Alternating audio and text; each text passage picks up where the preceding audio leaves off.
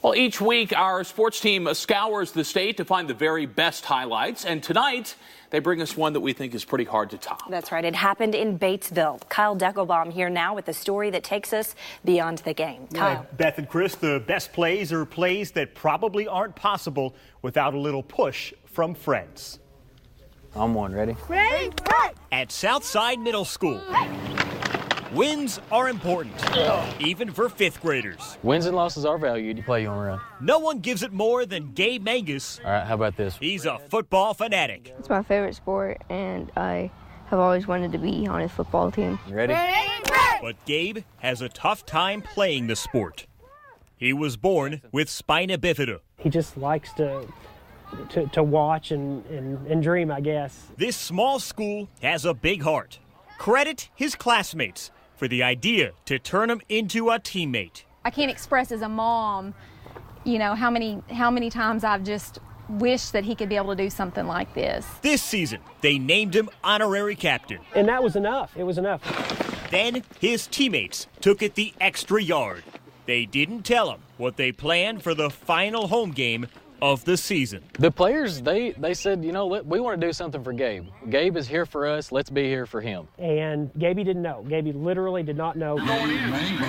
Someone wheeled me onto the field. I looked at him and said, are you ready to score a touchdown? I said I didn't want to do it because I thought they were going to tackle me. And every kid in that huddle said, we've got your back. I said, okay, come on.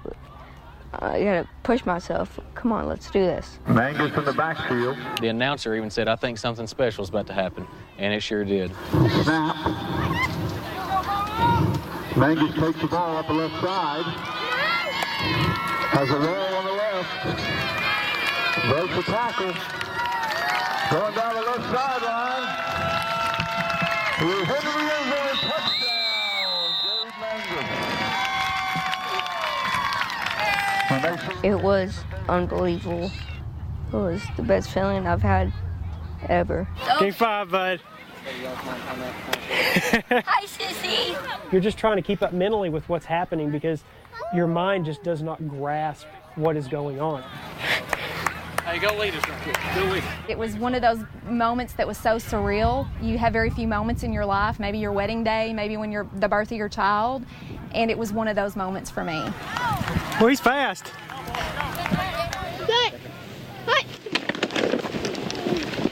The dust may have settled from the spectacular surprise. Smiles have not.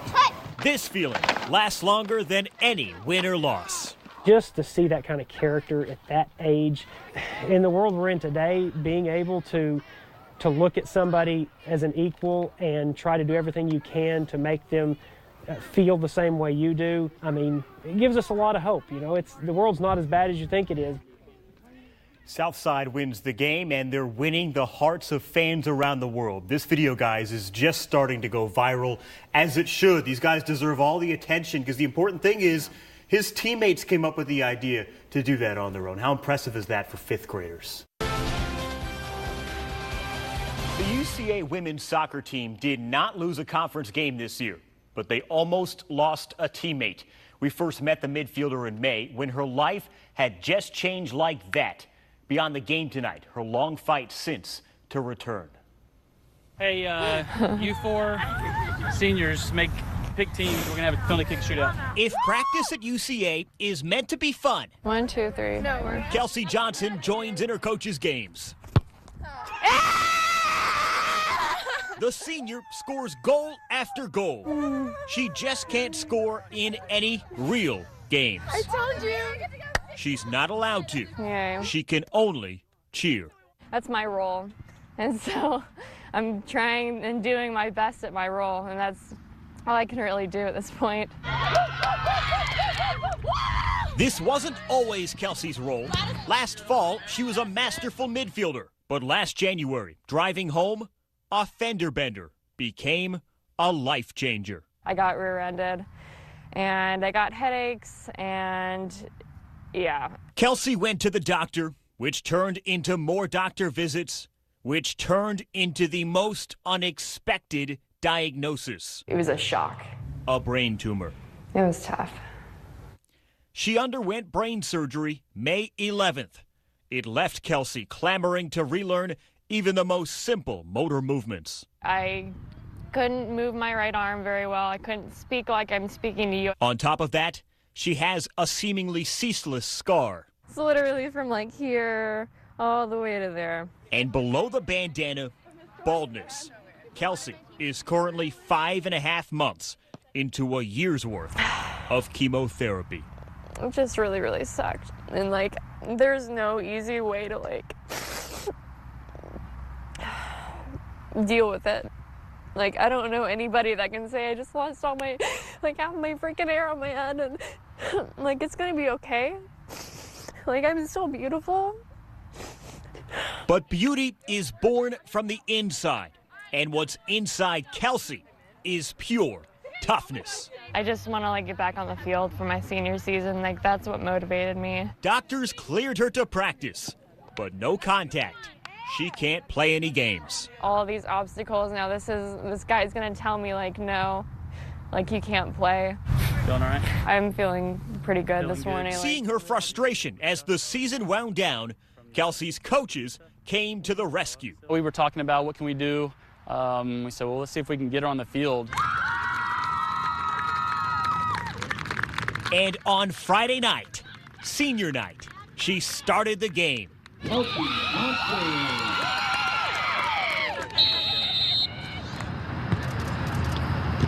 This is hard-earned playing time.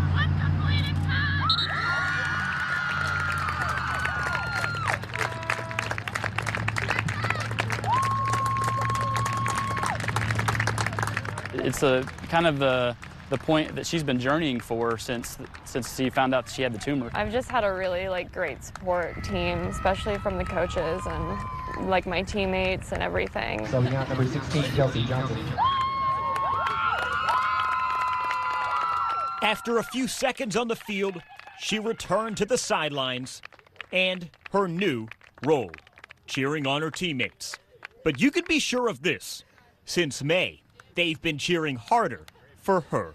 Just to be able to be with the team, train with the team, all of those things it's been a big inspiration to the whole group. I'm just ecstatic that it was the best that it could have been out of a brain tumor, and I have a lot of years ahead of me. A lot. 100, maybe more. Hidden off the highway, kitty corner to a campus crowded with cattle, is an arena that's only a secret if you're not a student at Southern Arkansas. Let's go, guys.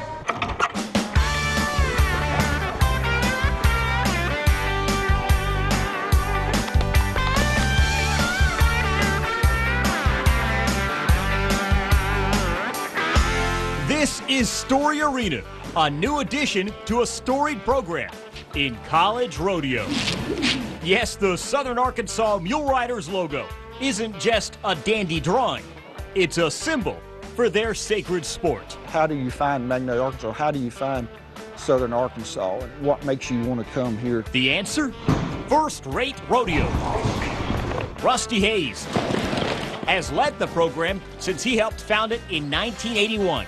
He's still coaching cowboys and cowgirls to this day, wrangling in rodeo recruits from around the country. I'm from Lebanon, Indiana. Watertown, Tennessee. Dos Palace, California. Yes, California. Yes, sir. And like her teammates, Blaine brought her own horses here. Yes, sir. To Magnolia, Arkansas. That's the reaction I get a lot. We're college athletes just the same as a football player or basketball player. Except football players don't bring their own helmets. Basketball players don't bring their own basketballs. These guys haul their own horses. And their time is totally tied up taking care of them. It keeps you busy. And any athlete's had injuries, but not like this. I've had 2 knee surgeries, a broke ankle, a dislocated shoulder. ACL, MCL, meniscus. I broke vertebrae in my lower back. Had a horse roll over on top of me. Dislocated my kneecap, fractured my tibia and fibula. I mean, I just broke my arm. Rusty's also been through the ringer. Even though I sleep in a recliner every night so I can sleep, I do it all again. Because it's not something you get up dreading every morning. Man, I got to go to work. It's what I get to do today. Ready? There's a love for lassoing, so Rusty remains in rodeo, dedicating his life to this team full of athletes chasing their dreams. That's what you do it for. I don't need the fame, the glory. I've led a very interesting life. It's time for them. I want them to do it. I would like to go pro. It's about like going to the NFL from playing college football. So if they don't make it, they receive an education, opening doors for other opportunities. Meaning they leave this arena, hidden off the highway, with more than a degree. I'm going to leave with an education, great memories, great friends, and I've gotten a lot better. That's just some things you can't replace. Concealed in a corner of this Conway College is one competitive club, stacked with several strong swimmers starting their days at 6 a.m. The water energizes me.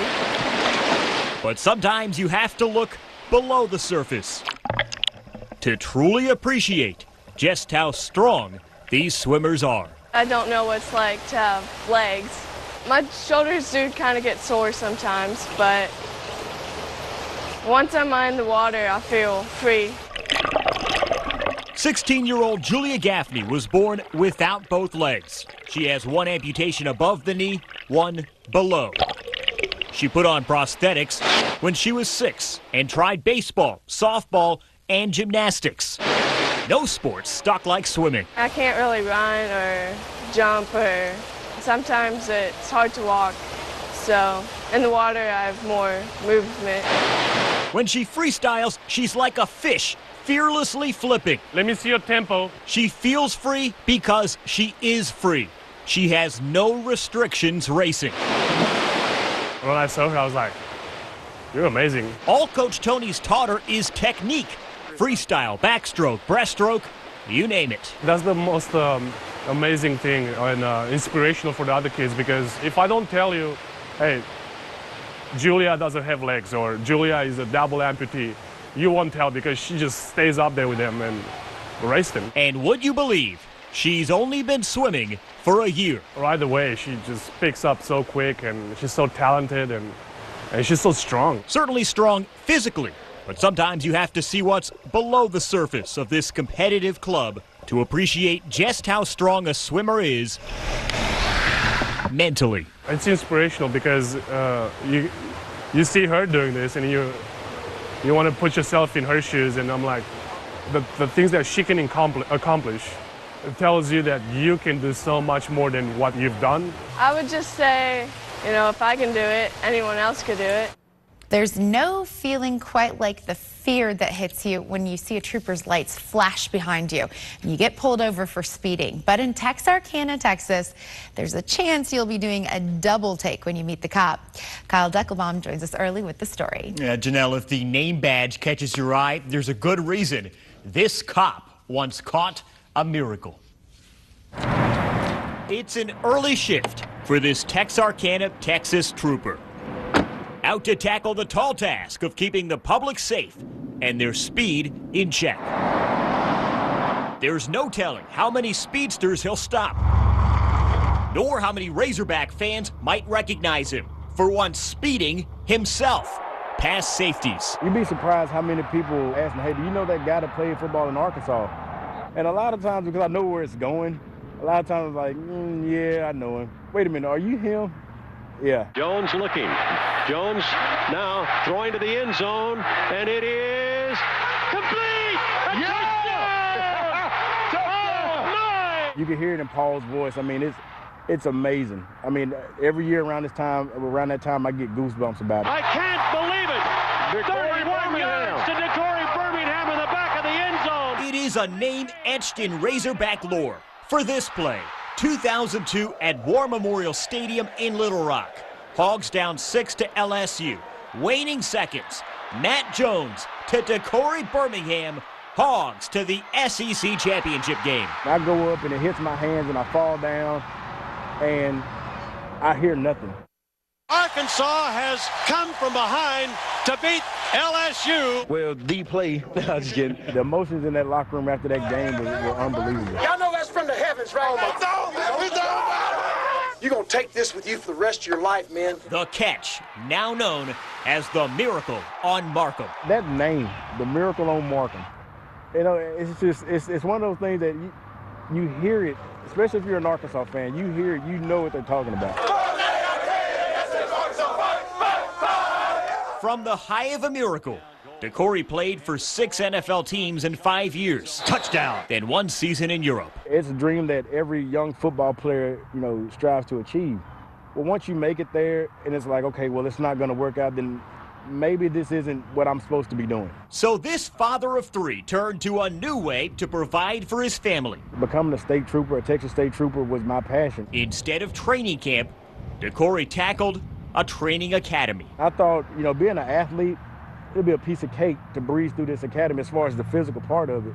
It was an eye-opener. They break you down so they can build you up. He earned a new uniform and all that comes with it. It takes a lot to tell your family, hey, I'm going to work, not knowing that you're going to see them later on that day. Just as he used to be on the field, DeCorey is fearless in the field. After saving a woman from a burning car, the Texas Department of Public Safety named him 2015 State Trooper of the Year. It means a lot, you know, especially being a young trooper. Every day I put this uniform on, I come out here to try to do something positive and make a difference and do my job as professionally as I can. And at the end of a long shift for this Texarkana trooper, you realize he's still making miracles. It's kind of different. Speeding past safeties, you know, at the end result, if you get past them, score a touchdown, that's great for your team. But out here, I mean, if you're driving a little too fast, you get them. Yeah, I try.